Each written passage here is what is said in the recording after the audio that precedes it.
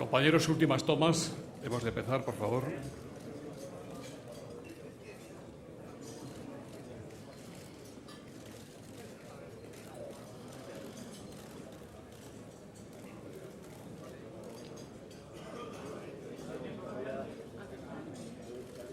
Por favor. Excelentísimos señores, presidente del Estado Plurinacional de Bolivia, presidente del Senado del Reino de España, ministro de Hidrocarburos de Bolivia, secretario general iberoamericano, delegada del Gobierno en la Comunidad de Madrid, embajadora de Bolivia en España, embajador de España en Bolivia, coordinador de Izquierda Unida, secretario general del PSOE en la Comunidad de Madrid, secretario de Estado para América Latina, autoridades, señoras y señores. Como presidente de Nueva Economía Forum, tengo el honor de darles la bienvenida al acto inaugural del nuevo curso del Fórum Europa, que organizamos con la colaboración de Asisa, BT y Red Eléctrica de España.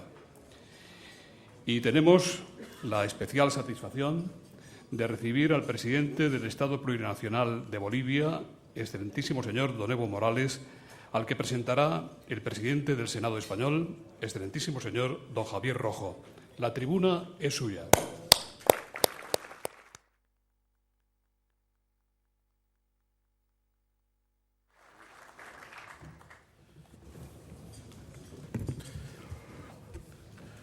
Buenos días a todos. Para mí es un gran honor, presidente Morales, presentarle en esta su tercera visita a España, en lo que considero que es el principal foro de intercambio de ideas de los ámbitos político, económico y social que existen en nuestro país. Esta contribución al pensamiento colectivo es en gran medida obra del presidente del Gobierno, Rodríguez Zapatero, que dirige y anima con gran acierto este foro y alguna vez más quiero felicitar por su tarea. Le reitero que es un gran honor presentar al presidente de un país, Bolivia, con el que nos unen muchas cosas y además importantes. Nos unen valores, nos expresamos en la misma lengua y compartimos buena parte de nuestra historia, aunque algunos de sus episodios no sean fuente que nos provoque orgullo alguno. Se conmemora en estos años los bicentenarios de los procesos de la independencia de las repúblicas iberoamericanas. Los genuinos protagonistas son, sin lugar a duda, los pueblos iberoamericanos. Y para España, en estos momentos, es una gran satisfacción poder acompañarles. Entre otras razones, porque en el origen de aquellas independencias se produjeron también grandes transformaciones en la península, dando término a la monarquía absoluta y abriendo el periodo de constitucionalismo liberal a través de las Cortes y la Constitución de Cádiz de 1812, en cuya redacción participaron 60 representantes de la España americana. Dicho de otra manera, fue el momento de iniciar también en España el cambio de la libertad por la senda de la ley y el derecho. Quiero, en nombre de todos, agradecerle, presidente, la presencia de Bolivia en los actos de conmemoración en España, así como la invitación que nos cursó para participar en las celebraciones del 16 de julio en La Paz. Y si nos une aquello que hoy se celebra, más aún lo hace el propósito de compartir un futuro mejor para nuestros pueblos. Nos une el deseo de acrecentar las buenas relaciones basadas en una simpatía profunda y recíproca que desde siempre han existido entre nuestros países y de que nuestra cooperación española para el desarrollo es el primer donante en Bolivia. Aunque resulte obvio, pues usted, presidente, es el estadista más famoso de la historia de Bolivia, al menos en su imagen exterior. Haré, me van a permitir, por exigencias del guión, un breve relato de la biografía del presidente Morales.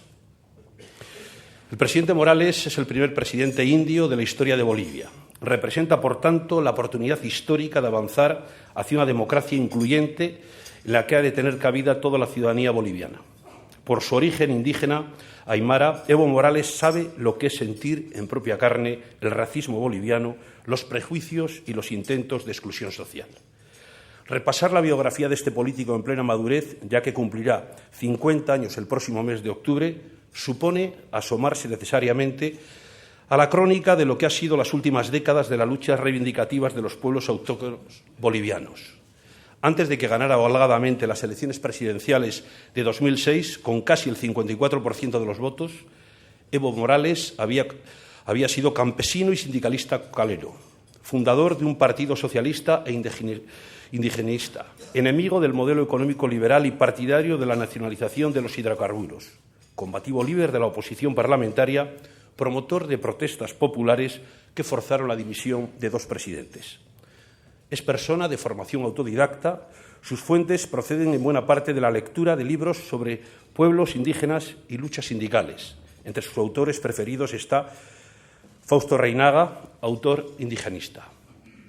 En 1981 fue nombrado secretario de Deportes del sindicato de Sendavalla de la central Chipiriri y ya en 1988 llega a ser dirigente de las 6 federaciones de productores de hoja de coca del trópico de Cochabamba.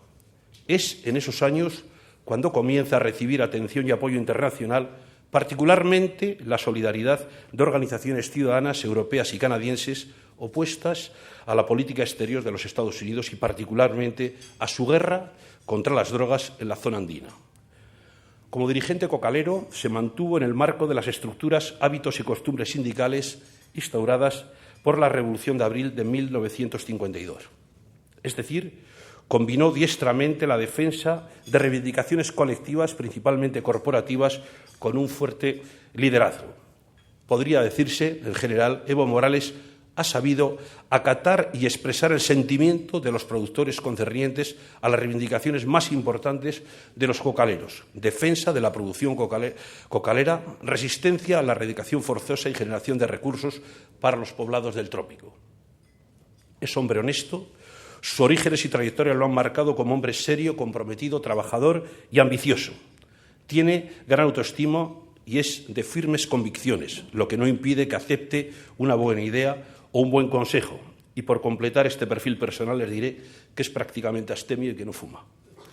Bajo el eslogan «Somos pueblo, somos más», Evo Morales basó su programa electoral en 10 medidas básicas para construir Bolivia digna, comunitaria, solidaria y productiva.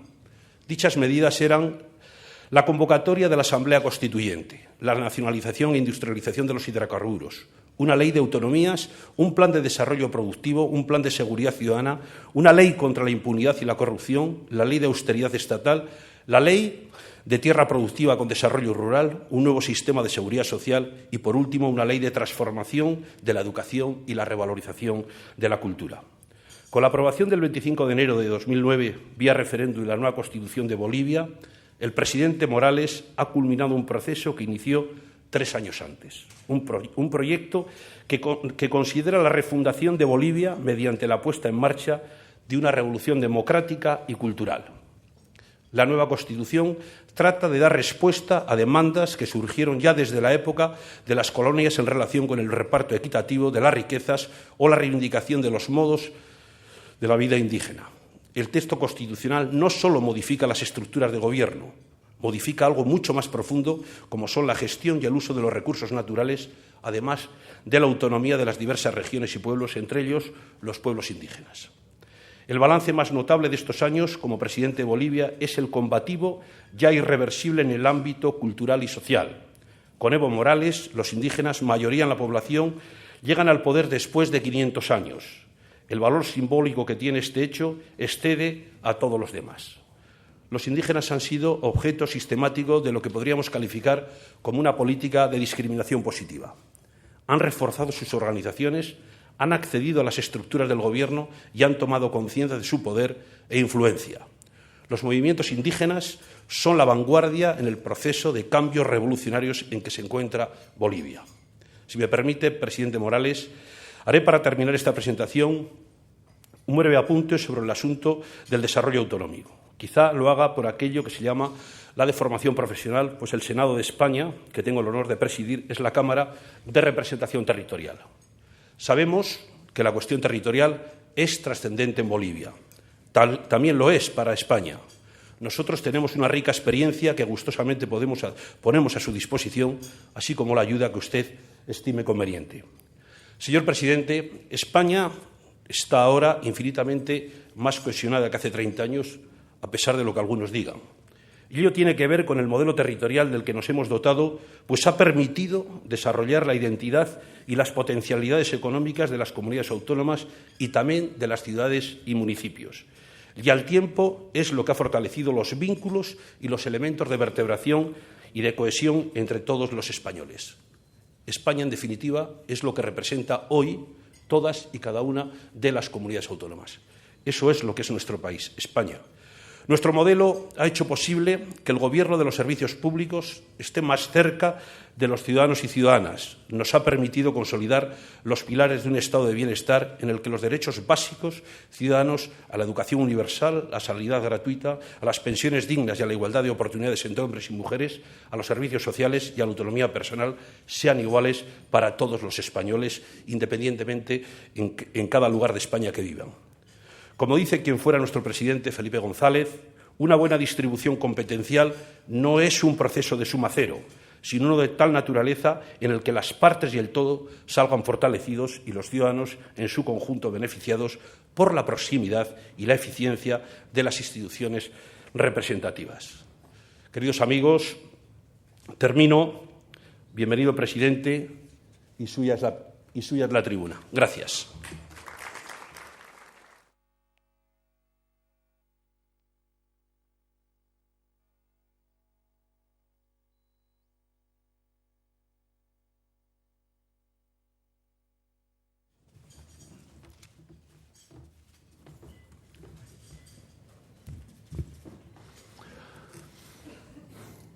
Muchísimas gracias,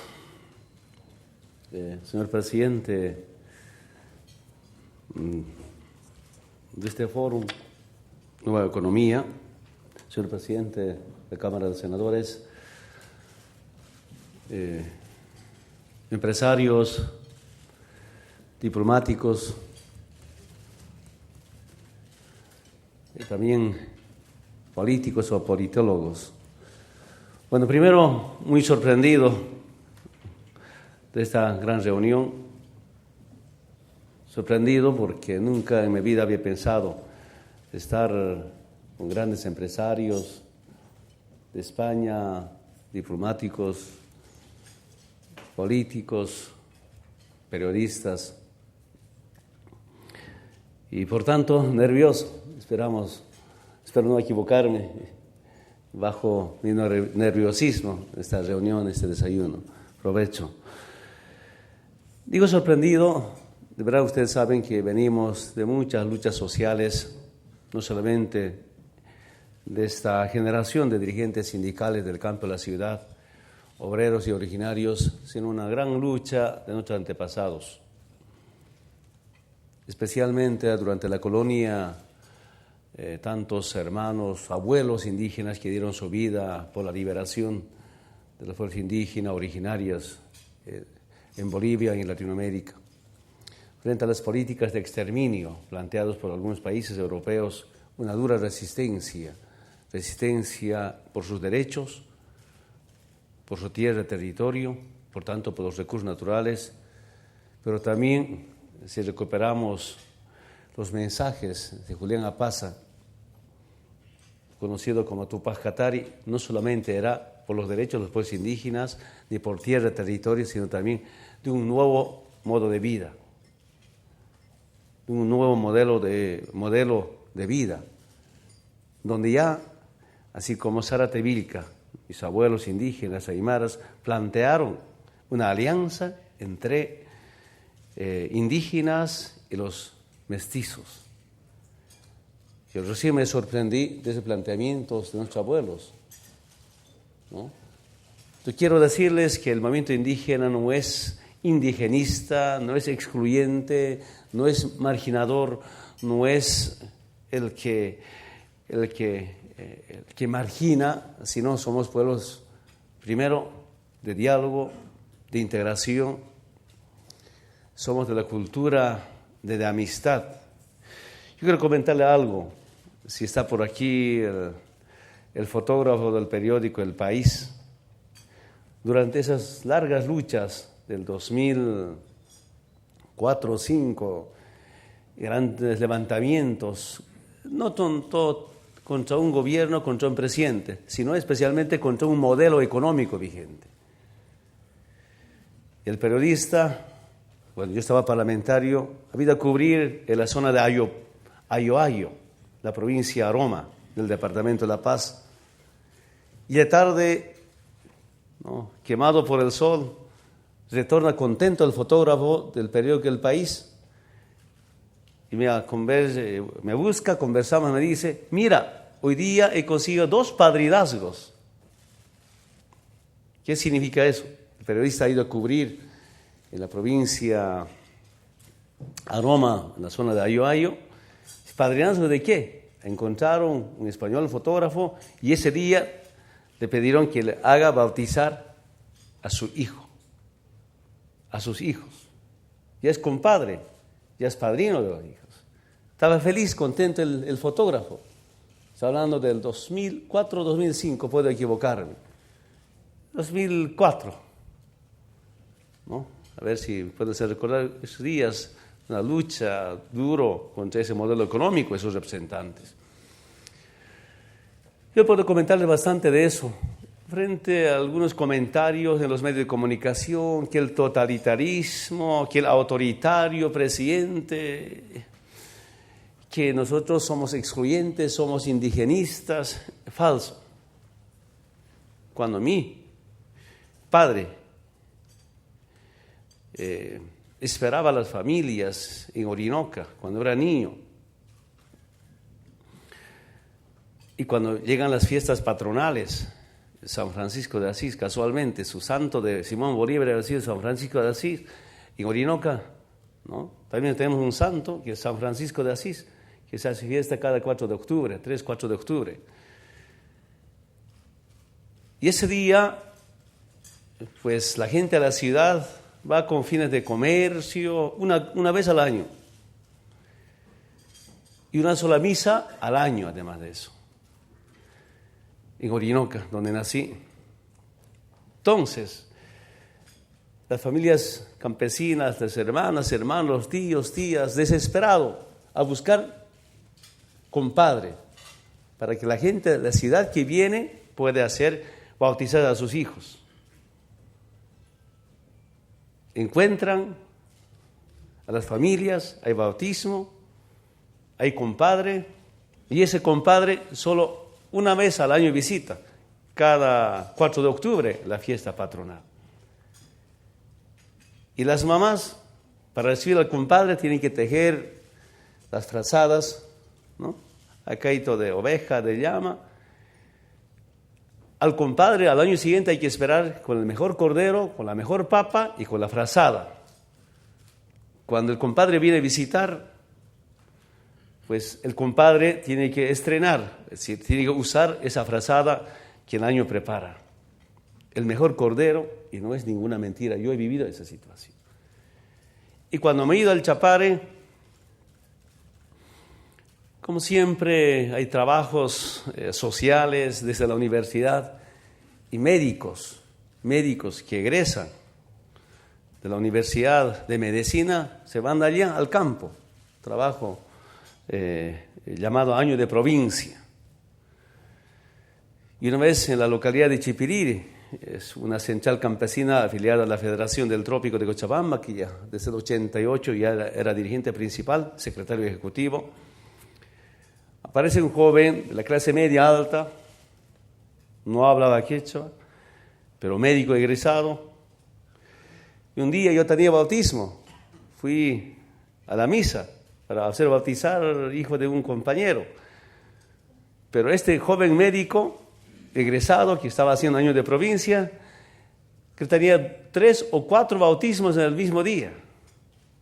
¿Y por qué? Porque ese joven, como hacía un trabajo provincial, año de provincia, hacía buen trabajo, atendía no solamente en el pequeño puesto médico, sino iba a los sindicatos a atender de acuerdo a sus posibilidades, bien querido. Ni siquiera su dirigente sindical le entrega a sus hijos para que pueda bautizar, si entrega uno, pero al joven médico de la clase media alta, 3 o 4 bautismos, en un domingo. Y me acuerdo una vez, ya el 2000,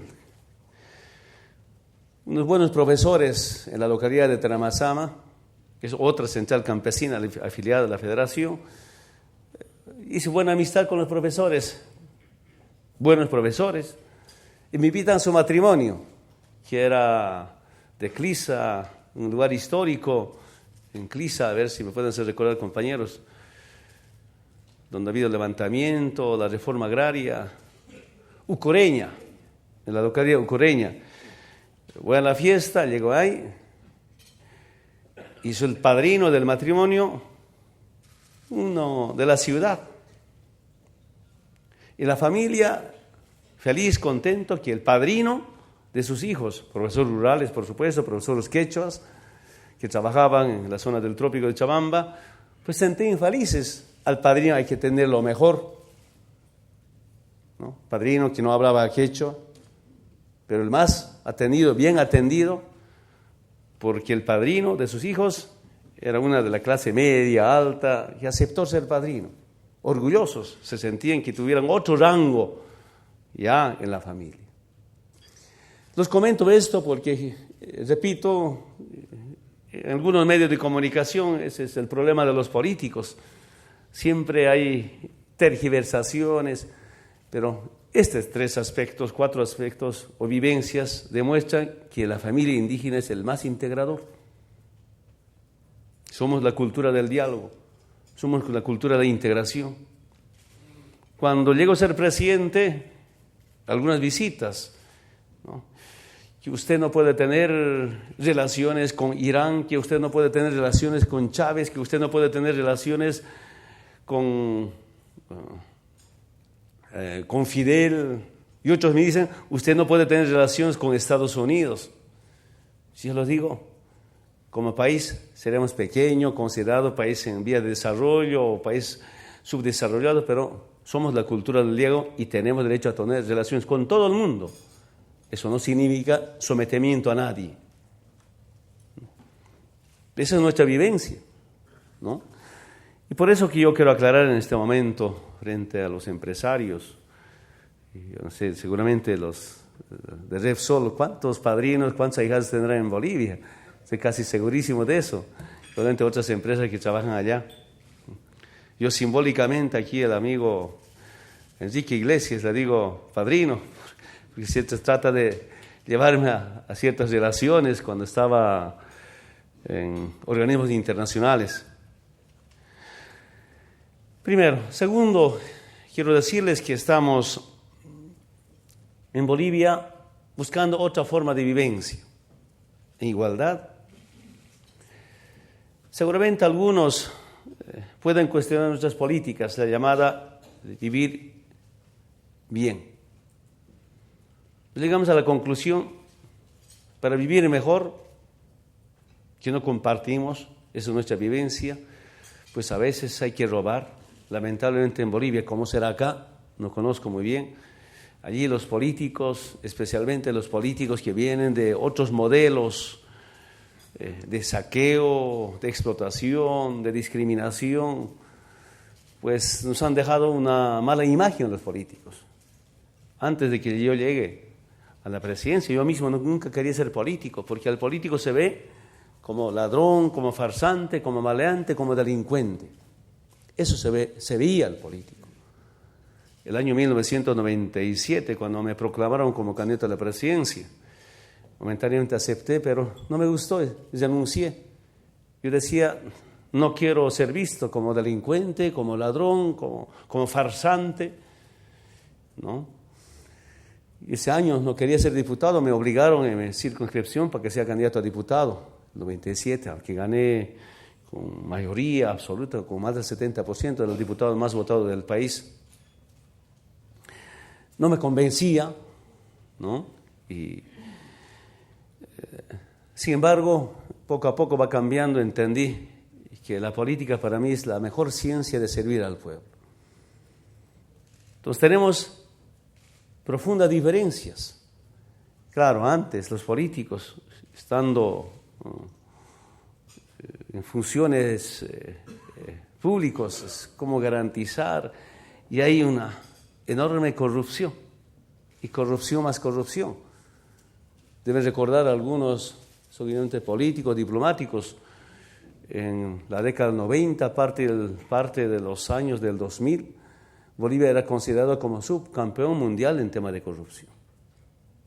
gracias a los organismos internacionales como Transparencia Internacional, hemos empezado a bajar tremendamente de esa corrupción, que no es fácil combatir la corrupción. Siento que es una herencia que nos dejaron, ¿no?, tantas políticas que pasaron y políticos que pasaron por el palacio, ¿no? Y cambiar difícil para mí.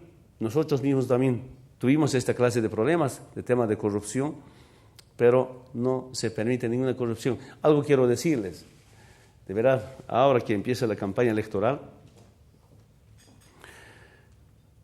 algunas empresas me visitaron insinuando de que yo pidiera plata para la campaña. Eso conmigo no hay. Me enojé. Y quiero decirles desde España, desde esta sala, esas empresas que trabajan tienen todo el derecho de adjudicarse una obra para ejecutar caminos, tantas obras, pequeños y grandes, ¿no? Que esté insinuando al presidente o a algún ministro se equivoca. Y ahí también tengo otra profunda diferencia. Algunos politólogos, algunos abogados dicen, yo no tengo plata para hacer política. Yo me pregunto, ¿qué plata tengo para hacer política? Nada. Anteayer estaba una gran reunión con los candidatos a diputados uninominales especiales, con candidatos a senatorías, con candidatos a plurinominales de mi partido. Y lo decía, seguramente muchos están pensando que Evo Morales les va a dar plata como candidato a la presidencia. Yo no tengo plata. Y las formas que hemos hecho en la campaña es aporte, ¿no? Ha sido muy cuestionado, por ejemplo, aporte de mi sector. 1 libra de hoja de coca para la campaña, que no es kilo de cocaína por si acaso, ¿no? Yo vengo de esas familias. Y no solamente es aporte con hoja de coca, en otras formas de aporte. Y ahora unos compañeros me plantean, nosotros vamos a aportar chuño, los compañeros del norte Potosí, para la campaña. Y lo más interesante, me sorprendí un mensaje que me llega de un profesor, los niños de la escuela dicen que van a aportar 1 boliviano de San Juancito Pinto. Es simbólico, pero es el sentimiento de mis compañeros. Cuando dice, para hacer política se necesita plata, yo no comparto porque esa es mi vivencia, nunca. ¿Qué plata podría dar? Pero sí, es mayor conciencia, mayor concientización, ¿no? Yo siento que tenemos profundas diferencias en la forma de hacer política, ¿no? Y ahí, poco a poco, hemos empezado a cambiar Bolivia, pero en base a la conciencia de los distintos movimientos sociales. Este movimiento político no nace de un café, esta clase de desayunos, un grupo de politólogos, un grupo de expertos en economía, o sociólogos, antropólogos, para hacer un partido. Después de tantas marchas, movilizaciones, hasta bloqueos de camino, decidimos pasar de la lucha social, de la lucha sindical, de la lucha comunal, a una lucha electoral. Y cuando el año 1980, 85, cuando yo era delegado de base, iba a las negociaciones con los gobiernos, y cuando los exdirigentes planteaban temas estructurales, ¿cuál era la respuesta de los ministros y viceministros que estaban en función del gobierno? La respuesta era, usted está haciendo política. Su política de usted es hacha y machete. Me acuerdo. Yo era jovenzuelo con 22, 23 años, pero me delegaron, especie de un control social, a la negociación de los dirigentes de la federación. Era delegado de un sindicato grave. Yo preguntaba, ¿cómo es eso? Que nosotros no tenemos derecho a hacer política. Ellos sí. Y cuando planteaban los dirigentes sindicales cuestiones estructurales, pues se estaba amenazado, es político. Pero quienes estaban en gobierno eran políticos. Ya escuché ese mensaje en el altiplano, en Orinoca, que la política del campesino es pala y pico y no tiene derecho a hacer política, pero cuando llegan las elecciones tenés que votar para ellos, y votamos para ellos y ellos aprueban políticas económicas, sociales contra esa gente, contra ese pueblo. El año 1994, una gran marcha sobre estas políticas económicas, la hoja de coca, no puedo mentirlos, el tema tierra, el tema dignidad y soberanía, e inventamos una pancarta, se llamaba Marcha por Coca y Territorio y por Dignidad y Soberanía, Soberanía y Dignidad. Una marcha, bueno, acabamos la represión. Después de las negociaciones, llegamos, gracias a fuerza sindical, buenos acuerdos, pero esos acuerdos solo acababan en papel. Lindos acuerdos, contentos, nos hemos ido a la zona del trópico de Cochabamba, así todo el movimiento campesino a sus lugares. Era septiembre, octubre, noviembre, no cumplía una reunión de emergencia del movimiento campesino indígena, es decir, las fuerzas sociales del país, la CSUCB, la llamada Confederación de Colonizadores, ahora de Comunidades Interculturales, las mujeres, mediante la Federación de Mujeres Campesinas de Bolivia, Bartolina Sisa, una evaluación. Y en esa evaluación de diciembre de 94 llegamos a la conclusión que el papel había ganado. Nada más. De en vano ha sido tanto esfuerzo, tanta marcha, tanta movilización. Me acuerdo el momento cuando llegamos en esa marcha, histórica marcha, el 94 a la ciudad de La Paz, la gente salía, la clase media, a apoyar, respaldar, comida no faltaba por aquí y por allá. El día de la llegada, y un compañero que estaba detrás de mí, caminando, me decía, compañero Evo, me dicen, sí, le digo, si mañana fueran las elecciones, ganaríamos las elecciones. Que todavía no teníamos este movimiento político, del 94. Había un sentimiento, aunque ha habido debate, algunos eventos del movimiento campesino, los congresos, nuestro propio instrumento político. Había, pero no había, nadie se había puesto de cómo impulsar un movimiento político. Después de esa marcha, repito, buenos acuerdos, diciembre, nos preguntamos, no, nada se había cumplido. Y ahí viene el debate. ¿Cuándo se van a cumplir estos acuerdos que firmamos con los distintos gobiernos? Yo por lo menos he de firmar 200, 300 acuerdos, solo mi sector, de mi región. La CSUCB, otros, la Central Obrera Boliviana, tantos acuerdos más acuerdos que nunca se cumplían.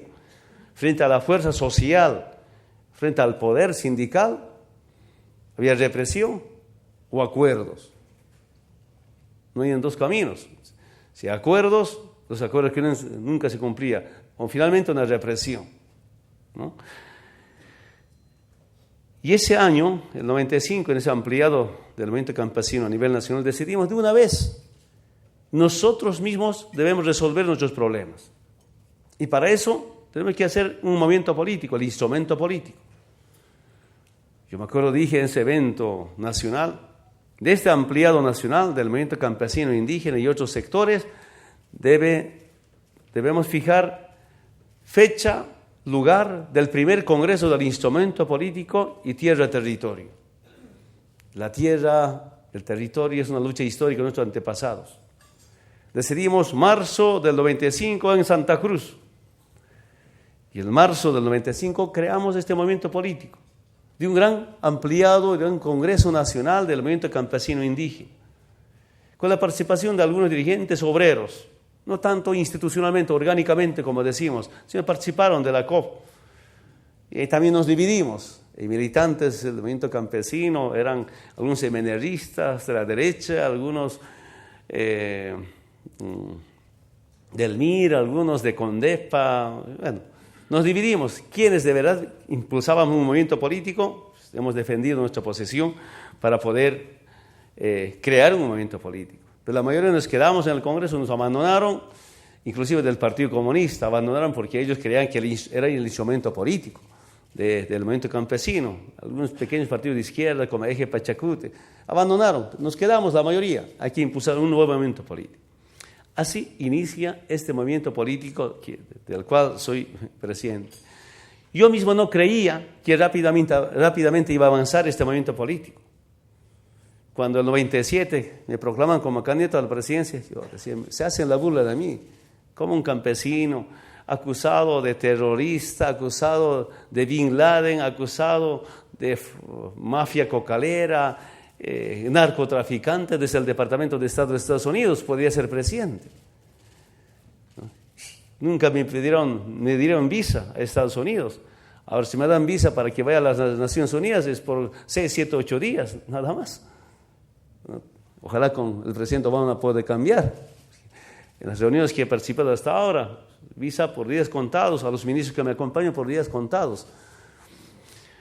Bueno, quiero que sepan, este movimiento político nace frente a la injusticia, frente a la exclusión, frente a la marginación. Empezamos a gestar. Uno de los problemas que tuve era que algunos compañeros, de verdad, en algunos sectores, algunas regiones, había especie de bronca contra los profesionales. Quiero ser muy sincero. Aquí no permitió ningún profesional. Ha habido un momento, el 95, el 96. Debatimos bastante. ¿Por qué no? ¿Por qué no quieren aceptar? Si hay tantos profesionales de la clase media, alta, entre ellos nuestra embajadora, ya conocí el 94, 95, y batallando desde algunas instituciones, defendiendo al movimiento campesino e indígena. ¿Por qué no? Poco a poco vamos mejorando, porque es importante una combinación entre una conciencia social, sufrimiento en aspectos sociales, con la capacidad profesional e intelectual, sean del campo o de la ciudad. Es todo un proceso. Y ahora, pues ya es muy diferente este movimiento político. Quiero comentarles como una introducción que este movimiento político que me lleva a la presidencia no es regalo de nadie, no es un partido que viene desde afuera o desde arriba, nace frente a tantas luchas. Algo quiero rescatar de algunos empresarios que dijeron cuando en grandes movilizaciones, está en los periódicos, porque dijeron, yo prefiero piedras en mi puerta que bala. Es decir, claro, una temporada, por ejemplo, para la modificación de la ley de hidrocarburos, en la Ciudad Alto y en Chapare decidimos bloqueo de caminos, hasta que el Congreso modifique la ley de hidrocarburos.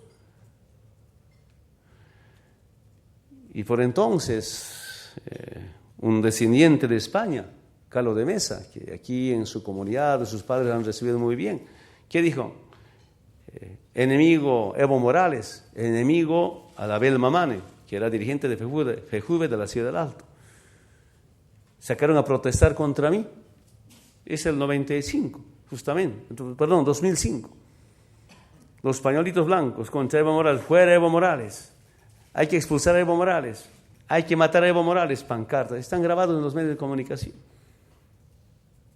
Todo por pedir al Congreso que modifique la ley de hidrocarburos. Yo llegué al aeropuerto de La Paz. Hay grupos de personas protestando, con la prensa como siempre. En la calle no podíamos caminar. Recién en el 95. Yo diría, es otra forma de descuartizamiento. Bueno, tenemos que resistir. Yo con la bancada, porque teníamos 120 diputados, los 130. Tenemos 8 senadores, los 27 senadores que tiene la Cámara Alta. Tenía antes, ahora va a cambiar. Dijo a los parlamentarios, van a explicar desde las 4 de la mañana a 5 de la mañana, radio por radio, televisión por televisión, la modificación de la ley de hidrocarburos, cómo beneficia al pueblo boliviano, al Estado boliviano. Hemos empezado a explicar. Yo también desde las 5 de la mañana explicando. Si se modifica, el Estado va a ganar tanto. Por tanto, eso es beneficio para el pueblo boliviano. Costó unos 3, 4 días explicando, la gente entendió. Los pañuelitos blancos de la Plaza Morillo han desaparecido y el presidente Carlos de Mesa pidiendo disculpas públicamente. Reconocemos que hay que reconocer a veces los errores, pero necesitan condenar, ¿no?, a descuartizamiento, a expulsión, la gente concentrada en la Plaza Morillo contra nosotros, quienes pedíamos la modificación de la ley de hidrocarburos, con bloqueos. Claro, ahí decían algunos empresarios, prefiero tener piedras en mi puerta que bala. Yo entendía que esas protestas sociales eran por cambios profundos y siento que no querían una guerrilla, enfrentamiento armado. Yo entendí eso de los mensajes de algunos empresarios. Quiero ser muy sinceros porque eran formas de movilización. Que el bloqueo de caminos, yo muy chico escuchaba ahí en las dictaduras militares, el bloqueo de caminos es el mejor instrumento para derrotar a las dictaduras militares y derrotaron el movimiento campesino, especialmente la Federación Única de Campesinos de la Paz Tupacatari. Bloqueo indefinido hasta que se vaya hasta acabar con el golpe de Estado, con la dictadura de Nantuchubuch, tantos presidentes de facto que hubieron en Bolivia. Ayer me acuerdo siempre, conversábamos con el canciller de la República de España, el señor Moratinos. Decía, ustedes están en campaña. Ahora cada año son elecciones como elecciones. 2004, elecciones municipales, 2005, elecciones nacionales, el 2006, elección de constituyentes, 2007, no ha habido nada, pero 2008, el referéndum revocatorio, querían revocar mi mandato, otra campaña. El 2009, la aprobación de la nueva Constitución, otro referéndum. Yo le dije, estoy muy contento que cada año hay elecciones, referéndums, que golpes de Estado. Antes eran cada año como golpes de Estado, al año 2, 3 veces golpes de Estado. En 24 horas, como 2 o 3 presidentes. Eso felizmente ha terminado.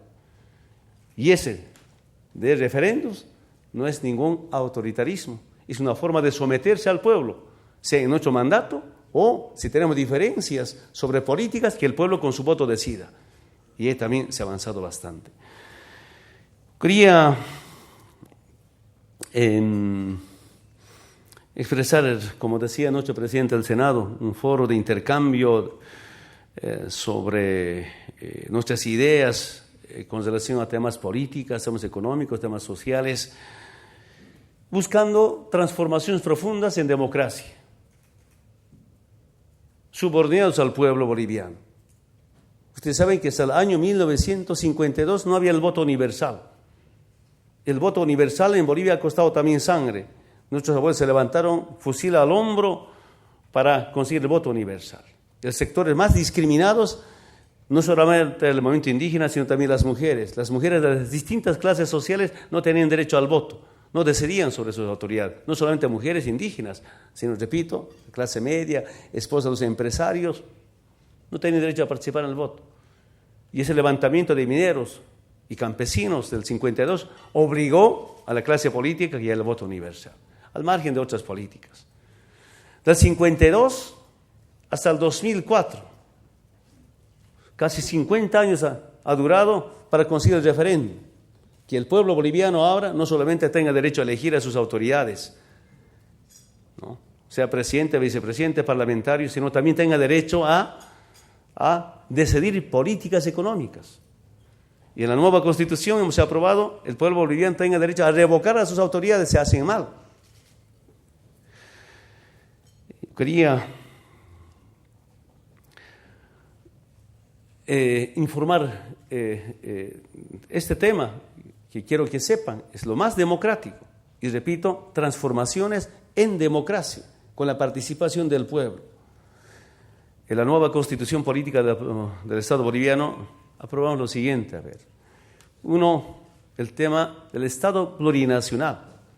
¿Qué significa eso? Que todos tenemos los mismos deberes y los mismos derechos. Antes, los hermanos indígenas eran mayoría y los otros minoría. Las mayorías no tenían derecho. Yo digo, todos somos milenarios. Somos naciones originarios. Desde el momento que uno nace, ya es originario. Pero originario, milenario, que son los pueblos indígenas, y los originarios contemporáneos, que recién llegaron. Pero todos finalmente tenemos derechos.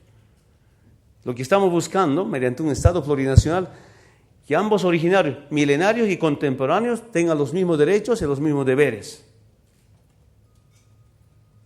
Es el gran deseo que tenemos, que no haya discriminación, que no haya marginación, que no haya exclusión.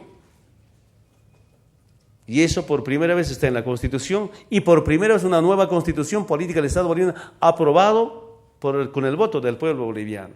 Antes, ¿quiénes hacían reformas a la Constitución? Los partidos políticos, liberales, después neoliberales, o partidos que tenían representación parlamentaria, ellos eran los que hacían reformas. Acuerdos a puertas cerradas. Ahora no hay acuerdos a puertas cerradas, sino de frente al pueblo, y que mejor con la participación del pueblo boliviano. Uno de los temas que ha sido muy debatido, y ustedes nos pueden enseñar, nos pueden ayudar, quiero ser muy sincero, señor presidente del Senado, es el tema de autonomías. Hay grupos que intentaron decir que autonomía es independencia. No, es importante autonomía, pero en el marco de la unidad del país, y está en la nueva Constitución, autonomías departamentales, autonomías regionales, autonomías indígenas, y la lucha histórica del movimiento indígena ha sido por la autodeterminación de los pueblos. Yo vine varias veces a Ginebra, a Suiza, a debatir ahí con representantes de estados, y los representantes de Estados Unidos, ¿qué nos decían? Los indígenas son grupos subnacionales. Y hay representantes de España, representantes de Francia, eran nuestros grandes defensores en temas indígenas. Entendí que era una política de Estado la defensa al movimiento indígena. Escuché ahí, eran muchas diferencias. Algunos países acompañaban esas propuestas que los pueblos indígenas eran grupos subnacionales. Me dolía. Se nos decía de frente cuando nosotros hemos estado con la Declaración del Derecho de los Pueblos Indígenas del Mundo. Uno de los temas, en tema económico. En tema económico, mira, cómo ha empezado a cambiar desde el 2006. La inversión pública era apenas de 500 a 600 millones de dólares al año para Bolivia. Este año va a ser más de 2.000 millones de dólares de inversión pública. Todo porque hemos empezado a cambiar estas políticas económicas, la recuperación de los recursos naturales. No significa, aquí está Repsol, puede explicar inclusive, dijimos oportunamente, queremos socios, no patrones sobre nuestros recursos naturales. Yo quiero aprovechar esta oportunidad. No quisiera que se repita la historia de Potosí. Nos pueden doler a ustedes, dolor, si revisamos esa historia, para nosotros también dolor, si revisamos la historia de Potosí. No quiero que vuelva otras políticas como con Potosí, ni en litio, ni en petróleo, ni en hierro. Esta madre tierra, en Bolivia, sigue apareciendo recursos naturales a flor de tierra. Repsol todavía no entra a la Amazonía del norte de La Paz. A mí me llevan algunos hermanos indígenas, campesinos, allí está chorreando petróleo, voy, ¿verdad? Encuentro, monta adentro, está ahí chorreando petróleo, recogemos con cuchara, prendemos mecha. Será petróleo pesado, liviano, eso los expertos sabrán, pero sorprendido. Otra región, igual chorreando, me lleva hacia el este del país, hierro, todo cerro hierro puro la mayor parte. Imagínense ese país, esa tierra, después de tanto saqueo, sigue apareciendo recursos naturales. Ahora me explican de litio, de otros recursos naturales. Y ahí, quiero decirles, necesitamos socios. Imagínense, algún empresario que venga aquí, boliviano, está obligado la obligación de respetar las normas de España, si quieren invertir. Igualmente, si algún empresario va allá, tiene que respetar las normas bolivianas, con mucho respeto. Y ahí tenemos buenos aliados, como también podemos tener malos aliados.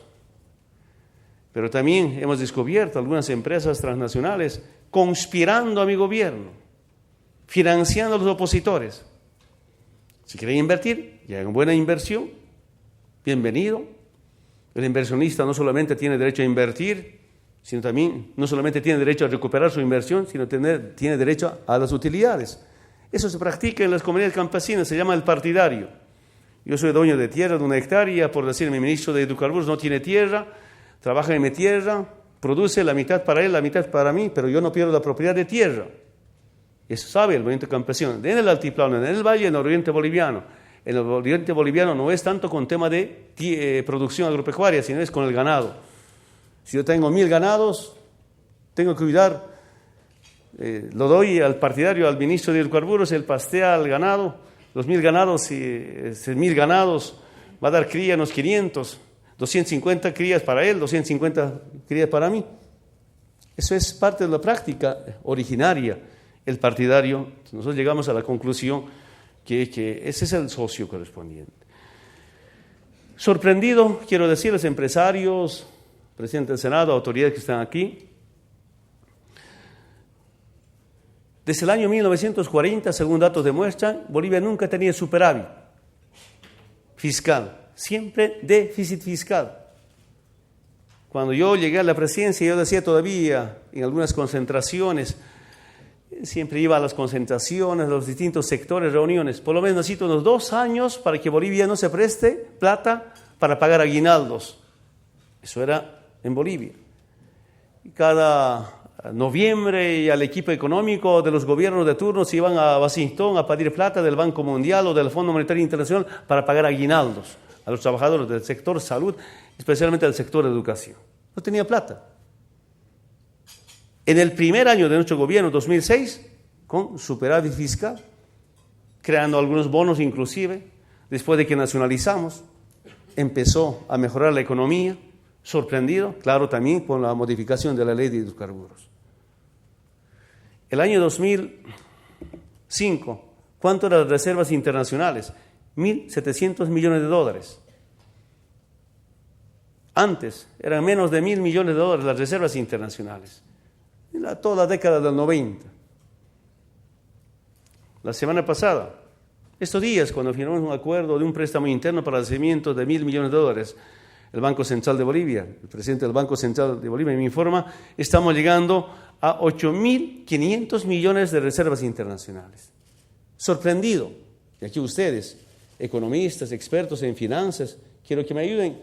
Antes de esa plata, ¿dónde se iba? No es que no había, siempre había. ¿Quién se lo llevaba? ¿Se va al bolsillo o se va al exterior? El 2006-2007, creo que batimos récord en porcentajes en el crecimiento de las reservas internacionales. A mí me ha sorprendido. Yo no conocía, ¿verdad? Ustedes saben, yo vengo de otras luchas. Yo les puedo enseñar plantar coca, plantar arroz, sembrar arroz, maíz. Ahí les puedo enseñar, pero obligado aquí aprendiendo, revisando los datos. Año pasado el sector opositor, ¿no?, intentaron boicotearnos con tema de inflación. Los partidos de la oposición que ahora están en la campaña decían, la tumba del presidente del gobierno va a ser la inflación, 25% de inflación, eso nos decían. Los primeros años nos han sorprendido, yo no sabía cómo hay que combatir la inflación. En toda mi vida nunca había estado cada mañana preguntando cuánto está el kilo de carne, kilo de arroz, al litro de aceite, cuánto estaba nunca. Yo compraba para trabajar. El año pasado, todo el año, con el vicepresidente, preguntando cuánto estaba el kilo de carne en la mañana, ya, como, perdone la expresión, como ama de casa. Se hizo la tarea del presidente, o preocupado de la alimentación. No es por machismo, aquí lamentablemente allá, generalmente el que se ocupa de la comida es la mamá. Yo decía, parecemos ama de casa, cada mañana averiguando, ahora cuánto está el kilo de arroz, kilo de fideo, o el aceite o la carne. Como dijeron, no vamos a llevar carne a la ciudad. Es una batalla económica. Deben recordar algunos de la banca que están allá. Decía, va a haber corralito bancario, va a haber corrida bancaria. El corralito bancario había escuchado un tal ministro Caballo, creo, de Argentina. Yo no sabía qué era corralito bancario, corrida bancaria. Pero metieron miedo a la población. Una temporada, el 2006 ya, colas en los bancos para retirar su plata porque va a haber corralito bancario. Averiguar e investigar qué es corralito bancario, qué es corrida bancario. Entendí más o menos, bueno, hay que cuidarse de eso, reunión de emergencia con Asobam, el sector bancario, ¿cómo está? No, y me dice, hay 2, 3 empresarios ayer han retirado 14, 15 millones de dólares. Y a la prensa dice, hoy día tanta plata salió de los bancos, corrida bancaria, cuando claro, unos empresarios pueden retirar en el día 13, 14, 15, 20 millones de dólares, dice corrida bancaria. Y que muestran datos, pero no era el pueblo al escuchar eso, a retirar su plata. Enfrentamos, batamos, ganamos esa batalla. Es decir, algo quiero que sepan, espero que en España no haya eso. Hay algunos profesionales, algunos empresarios dicen, nosotros hemos estudiado para dominar a los indios. Y esos grupos, felizmente no son mayorías, no aceptan que un indio indígena sea presidente. ¿Qué me dijeron los primeros días de mi gobierno? Pobre indiacito, que se divierta ahí unos 4, 5, 6 meses, no va a poder gobernar, después le vamos a sacar, se va a ir nomás. Sí, textual, comentarios, la clase media, alta, algunos empresarios, espero que no estén algunas transnacionales también, ¿no?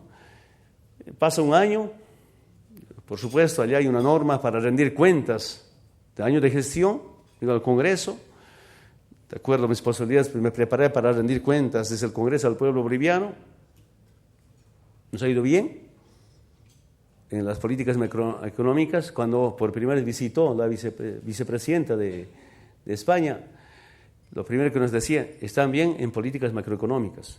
Yo me acuerdo perfectamente, perdone.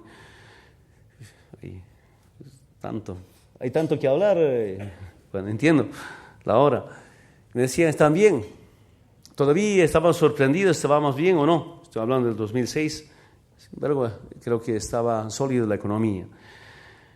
Lo que quiero informarles, estas políticas en lo social, en lo económico que hemos tomado, bien, superando esa guerra política, batalla política. Yo no sabía que era tanto, de verdad. Yo vengo de las luchas sindicales, ahí también hay diferencias, pero muy diferentes, pero en la política muy diferentes. Y estos grupos de oposición, ¿qué decía después del 2007 de mi informe? Creo que este indio se va a quedar por mucho tiempo, hay que hacer algo.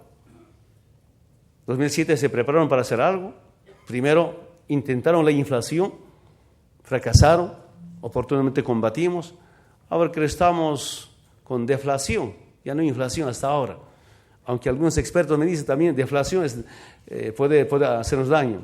Estoy hablando de enero hasta acá. El año pasado, los primeros meses nos sorprendieron, después paramos.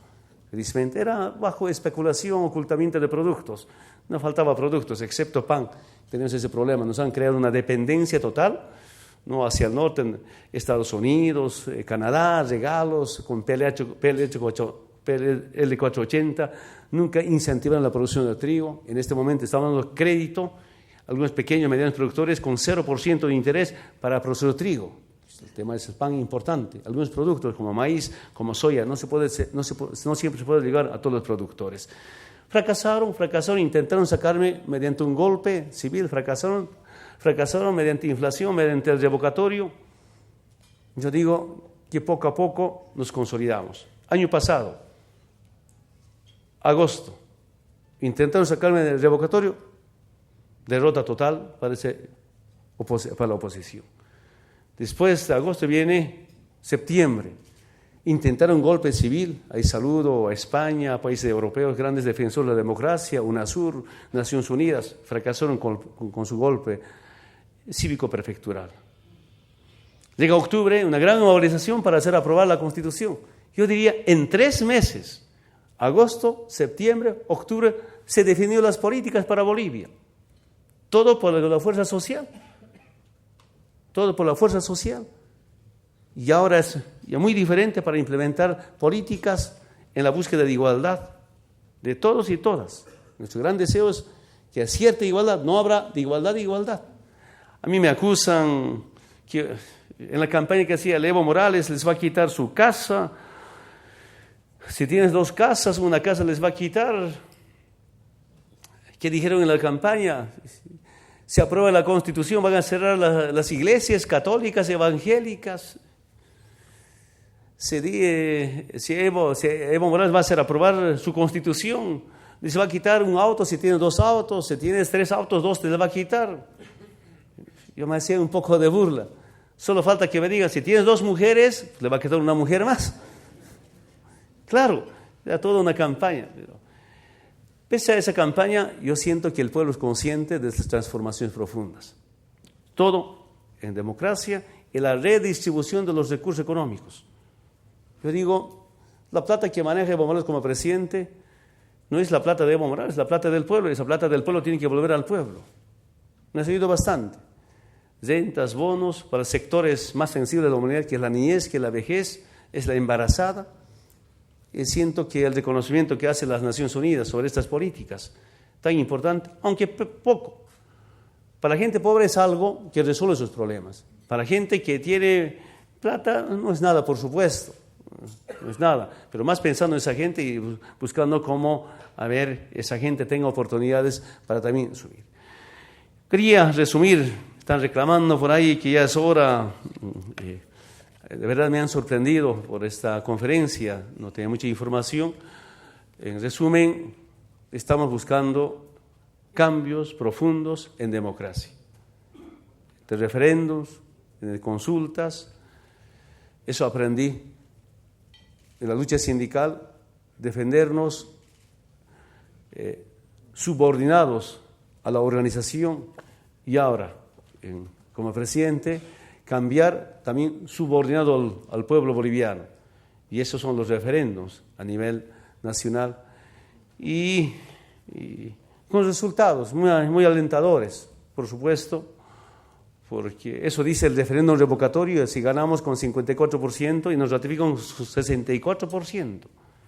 ¿Cómo será en España? ¿Cómo será en Europa? Pero allá la imagen del nuevo presidente dura apenas 4, 5, 6 meses. Después ya se acabó la imagen del presidente.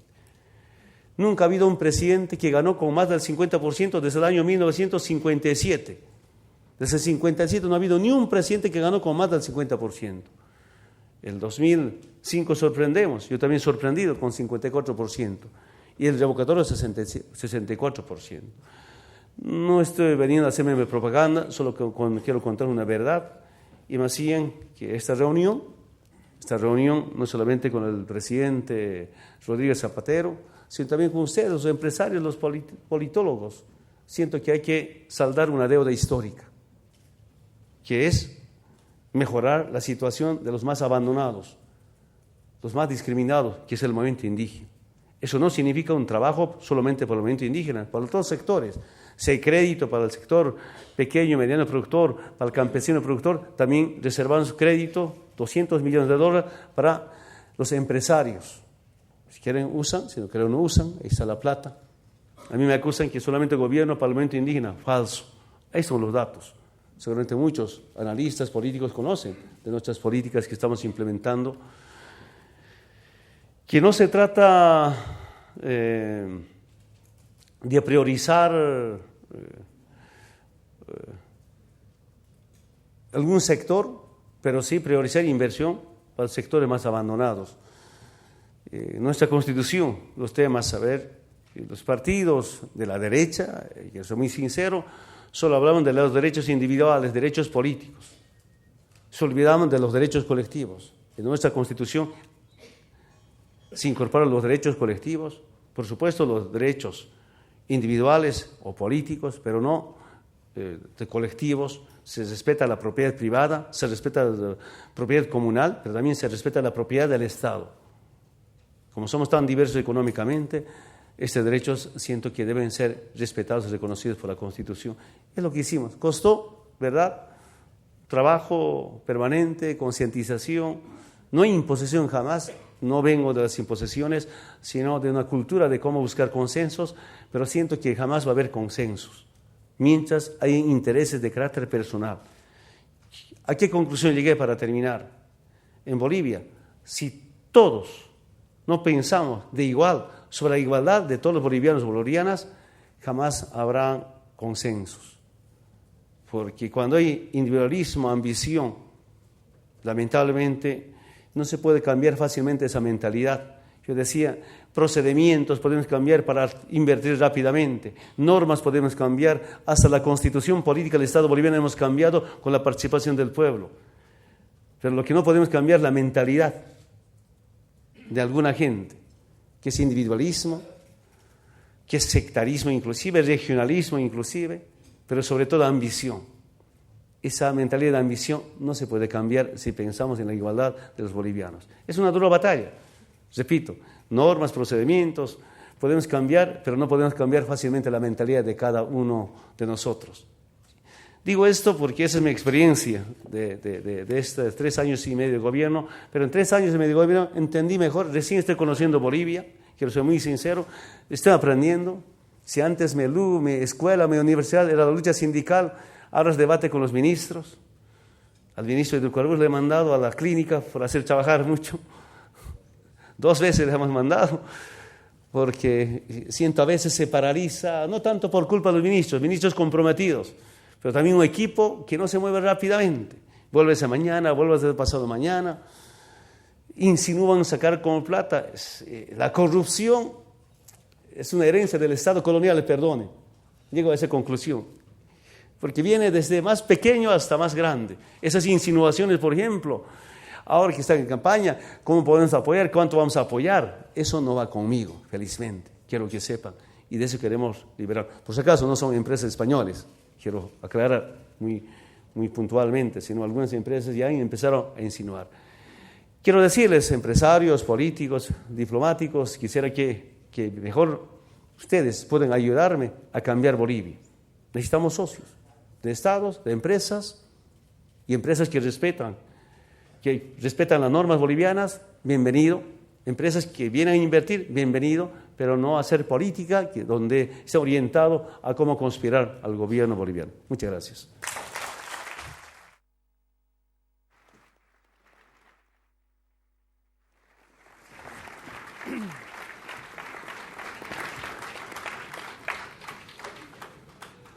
Muchas gracias, presidente. Nos ha tranquilizado usted.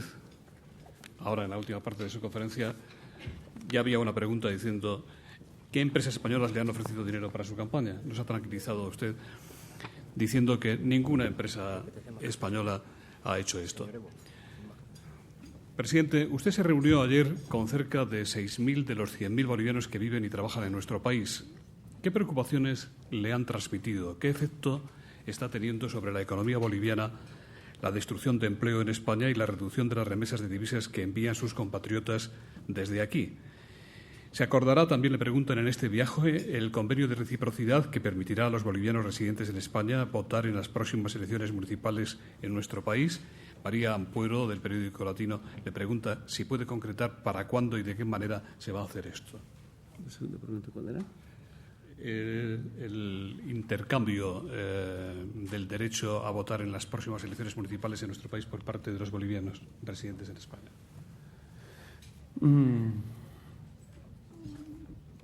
El primer tema, las demandas de los residentes bolivianos en España, y no solamente en España, sino en toda Europa, es la legalidad. Como decía ayer, se revisó nuestra historia de la época, la colonia, ¿no? De verdad nuestros abuelos nunca han declarado ilegales a los europeos, españoles que llegaron a Bolivia. Nunca ha habido políticas así como políticas de retorno, ¿verdad? Y ahora que algunas familias vienen acá a sobrevivir, a mejorar su situación económica,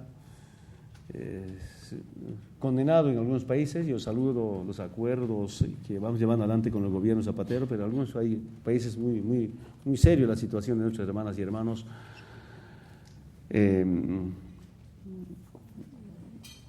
Por tanto, yo siento que esto hay que superarla, hay que mejorarla.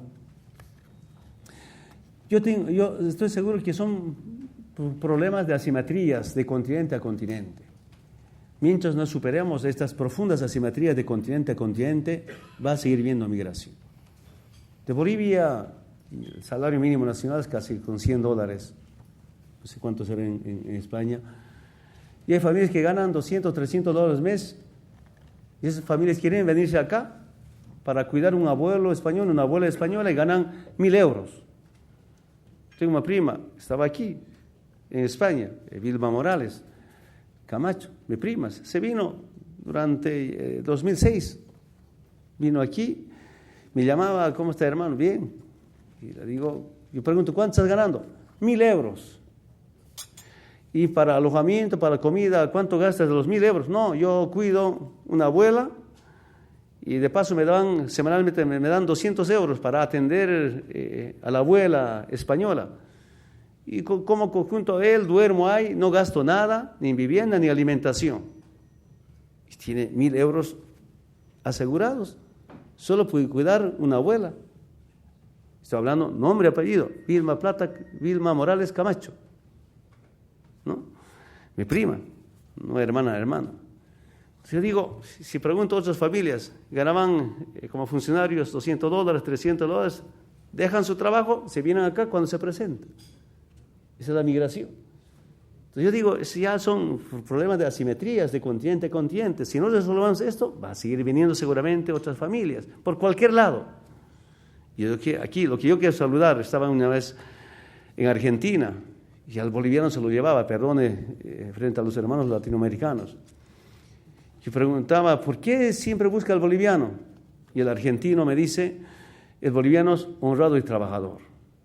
Yo estaba en Barcelona, en el 97, 8, y me encontré con algunos hermanos que estaban trabajando, seguramente no tenían documentación, y me encuentro con el empresario, era un domingo, que era empleado, y el empresario lo protege, lo oculta a ese boliviano porque es honrado y trabajador. El empresario me decía.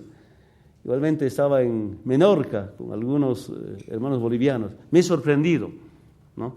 Pero en tema de fondo, el problema de los bolivianos acá es el tema de migración, su documentación correspondiente. Siento que no es sencillo, no va a ser sencillo resolver este problema de las profundas asimetrías de continente a continente. Podemos ser una cantidad de compañeros, hermanos que viven acá, se presenta otros vienen, claro, y no quieren ganar ni $200 ni $300 en Bolivia, prefieren ganar 1.000 euros acá, hasta cuidando una abuela, un abuelo español, europeo, es la verdad. Y por tanto, creo que sistemáticamente, además de lo estructural, hay que ver seriamente este problema de las asimetrías. Segundo tema, con relación... El voto de los bolivianos en las próximas elecciones. Por lo menos, que yo sepa, casi los países vecinos a Bolivia, pues en las elecciones votan en Bolivia. Cuando hay elecciones en Brasil, cuando hay elecciones en Argentina, y cómo es posible que los bolivianos que viven en el exterior no pueden sufragar, decidir sobre su presidente, quién va a ser su presidente. Intentamos, ya desde que era parlamentario, nunca hemos podido aprobar una ley. Desde el 2006, los diputados aprobaron, el senador no, porque no tenía mayoría en los senadores. Por fin, gracias a la movilización, huelgas aquí en España, huelgas en Argentina, obligamos al Congreso a incluir el voto en el extranjero, votarán, pero no comparto con la limitación, no es una propuesta del gobierno, a menos de Evo Morales. Limitar el voto en el extranjero es una forma de atentar contra el derecho constitucional de todos los bolivianos que viven en el exterior. Esperamos que pueda ser mejorado, ¿no? Primera vez habrán voto por lo menos en algunos países como Brasil, Argentina, España, incluido Estados Unidos, pero será el inicio, después hay que mejorar esa norma. Presidente, me avisan de que usted tiene que dejarnos en unos minutos. Le rogaría la mayor concreción posible. Hay muchos temas, ya sé que no van a dar tiempo para todos, pero le ruego la mayor brevedad posible. Israel García, juez del Diario de Negocio, dice: ¿seguirá respetando las inversiones españolas en materias primas y nuestras empresas en general, o considera que pertenecen al pueblo boliviano y, por tanto, son susceptibles de expropiación llegado un momento de necesidad? Le preguntan también si va a buscar inversiones en España para la explotación de litio y para qué otros sectores buscará inversiones en nuestro país. ¿Cree que la candidatura del partido de Felipe Quispe le puede perjudicar? Ya ve, le preguntan de todo. Sí. Sí, por favor. Mira, hace un momento ya dije, creo que de una respuesta. Empresas que respetan las normas bolivianas, bienvenido. Empresas que vienen a invertir, bienvenido. Necesitamos inversión, sea del sector privado o del sector estatal, como tenemos algunos acuerdos con algunos países. Necesitamos inversión, no porque tenemos $8.000 millones de reservas podemos estar seguros de la inversión. Yo no sabía que era importante la inversión. Cuando ganamos la alcaldía en el 95, en Villa Tunari, nuestro alcalde hablaba de inversión. Decía ahí, come tierra, vivo bien, no necesito inversión. Ahora que llego a ser presidente, es tan importante la inversión y por eso queremos socios y no dueños de nuestros recursos naturales. Tenemos mucho interés que podamos industrializar la salmuera, sale el litio, y ahí nuevamente quisiéramos empezar negociaciones, no solamente con empresarios españoles, sino la gente que quiera invertir, pero en ese marco, ¿no? Socios. Y hay muchas propuestas que no está definido aún todavía sobre el litio. Hay empresas del Estado, hay empresas privadas de Europa, hay empresas privadas de otros continentes. Siento que esta inversión va a ser la inversión de este milenio. No solamente queremos hacer baterías de litio. Nuestro deseo, y quiero que sepan, es que llegamos desde baterías a carros de litio. ¿Por qué no? ¿Por qué no? No porque somos un país pequeño, solamente vamos a limitarnos, como siempre, a hacer el valor agregado hasta cierta parte. Queremos hasta el final y vamos a apostar. Estoy seguro que si no son españoles, otras empresas se sumarán a estas políticas de llegar desde salmuera hasta carros a batería de litio. Felipe Quispe no es candidato a la presidencia, ¿no? Sí, algunos compañeros se han ido como candidatos. Respetamos, es un derecho constitucional tener su partido, hacer su partido. Cualquier compañero, dirigente campesino, obrero o empresario, bienvenido a las elecciones, a todos y a todas. Acá no hay temor, no digo por optimista ni por triunfalista, sino me da cuenta que el pueblo sabe juzgar. Mi experiencia, yo, de empresarios, políticos, yo puedo hablar de mi vivencia y no de estudios. Cuando en el 88 asumí la dirección sindical, por supuesto era riesgoso porque estaba la DEA norteamericana armada, uniformada allá, militares, humillando, disparando, sabía que era riesgos. Acepté ser dirigente sindical sabiendo que era muy riesgoso para el dirigente, confinado, torturado, encarcelado, procesado. Decidí. Y cuando el dirigente defiende a sus bases, el pueblo te defiende a su dirigente. Esa es mi experiencia en la lucha sindical. Ahora, en 3 años y medio de presidente, trabajamos bastante por el pueblo y me da cuenta que el pueblo defiende a su presidente. Es el revocatorio. Son de tantas conspiraciones, incluso atentados contra la vida, nos salvamos. Es el mejor grupo de seguridad para mí, perdone a las Fuerzas Armadas, perdone a la Policía Nacional, el mejor grupo, el pueblo es el que da más seguridad, ¿no? Y por eso el pueblo sabe juzgar quién es quién, ¿no? Entonces, todos, es democrático, es constitucional, su participación, sea de dirigentes sindicales, de empresarios, políticos, es un derecho constitucional, respetamos, bienvenido. El diputado europeo don Emilio Menéndez del Valle dice: en el ámbito de la producción petrolera y la distribución y transporte de electricidad están presentes, entre otras empresas, las españolas Repsol, Red Eléctrica e Iberdrola. Y le pregunta qué planes tiene usted, su gobierno, en este área, en la energía. Esta mañana, antes de la reunión, hemos estado reunidos con el presidente de Repsol, sorprendido las propuestas, ¿verdad? Nos ha sorprendido, creo, su avanzada al interior de mi gobierno, nos ha estudiado para plantearnos nuevas noticias. Son buenas relaciones que tenemos con Repsol. Yo le decía al presidente de Repsol, como tenemos una buena relación con el gobierno, con el presidente Rodríguez Zapatero, quisiera que nuestras empresas, Yacimientos de Bolivia y con Repsol de España, también buenas relaciones, eso es en tema de inversión. Y con estas empresas, hace un momento casualmente me encontré con ¿Red Eléctrica? Sí, la transportadora. Yo digo, esta empresa me está quitando mis bases en Chapare, porque tienen buenas relaciones con las 6 federaciones. Un trabajo, saludamos. Esperamos que con todas las empresas españolas sean así las relaciones, como la transportadora de energía y la Repsol. José Manuel González Huesa, el director de la agencia de noticias El Primer Día, usted dice que donde hay bases de Estados Unidos hay golpes militares. En España y en Europa hay bases americanas y de momento no ha habido un golpe. El problema es el país donde se ubican o los gobernantes de esas naciones donde quieren instalarse las bases militares. Carla Casillas, del Financiero, le pregunta más concretamente si no descarta usted romper relaciones con Colombia por el tema de las bases estadounidenses. Bueno, primero, Bolivia no va a romper relaciones con nadie, ni con Estados Unidos. Una cosa es el comportamiento del embajador de Estados Unidos.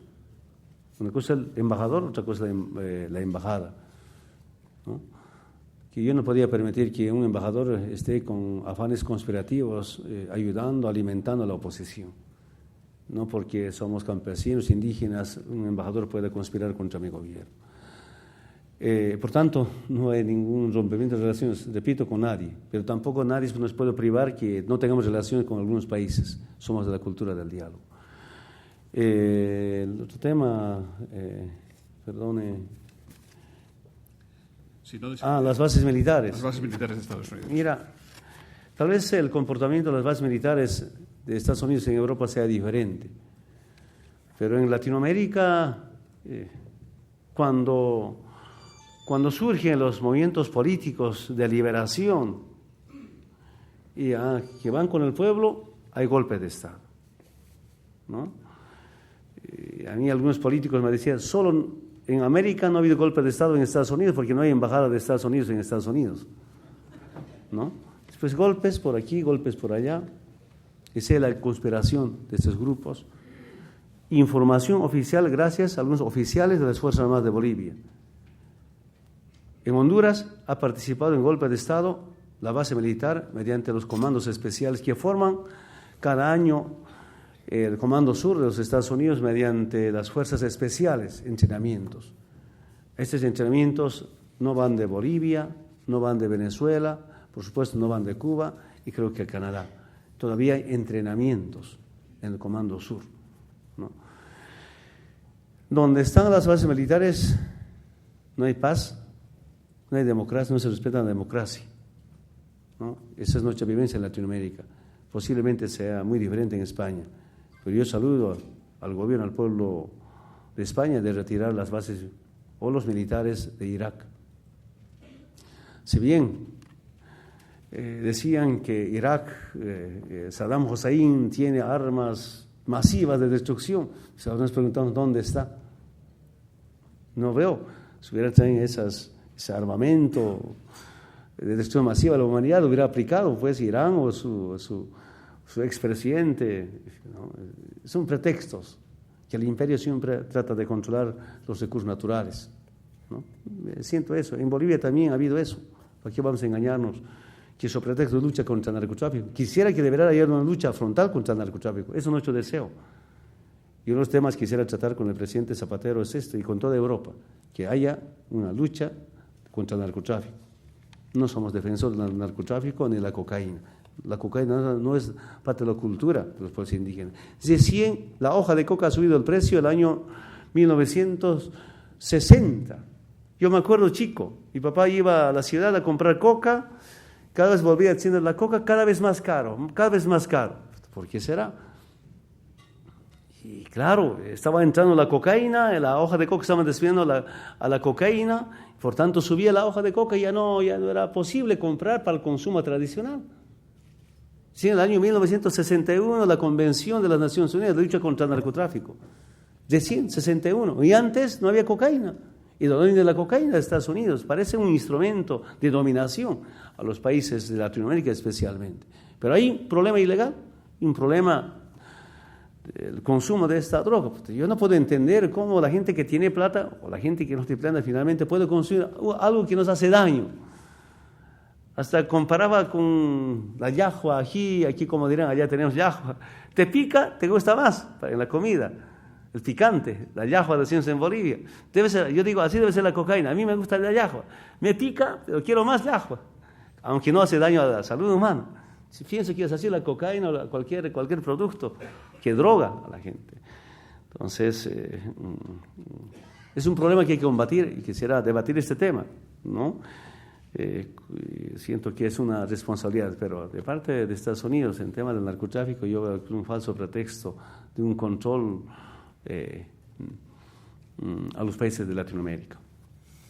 Querido presidente, ha sido un honor inaugurar con usted el nuevo curso. No da tiempo para más, lo siento. Don Luis Atienza, brevemente, en nombre de los patrocinadores, va a despedir este acto. No, perdone, yo sorprendido, de verdad, por esta invitación, decirles muchas gracias por haberme escuchado. No tengo ningún interés de ganarme la confianza ni cuestionar, sino como seres humanos tenemos la obligación, yo diría, de defender el medio ambiente. Una de las tareas que tenemos, muy preocupantes sobre el cambio climático. Mi abierta convocatoria a ustedes, a quienes quisiéramos debatir de manera pública, abierta, para salvar a la madre tierra. Por eso ayer decía, llegaba a esa conclusión después de dar vueltas y vueltas, que en este momento es mejor defender, más importante defender a la madre tierra, el medio ambiente, que defender es solo el derecho humano. Es tan importante los derechos humanos, pero si no salvamos a la madre tierra de este cambio climático, seguramente todos vamos a ser víctimas de estos cambios climáticos. Agradecer a usted, al presidente del Senado, muy sorprendido. Disculpe por las debilidades, por los errores. Siga aprendiendo así, no solamente en Bolivia, también con ustedes, frente a las preocupaciones. Muchísimas gracias.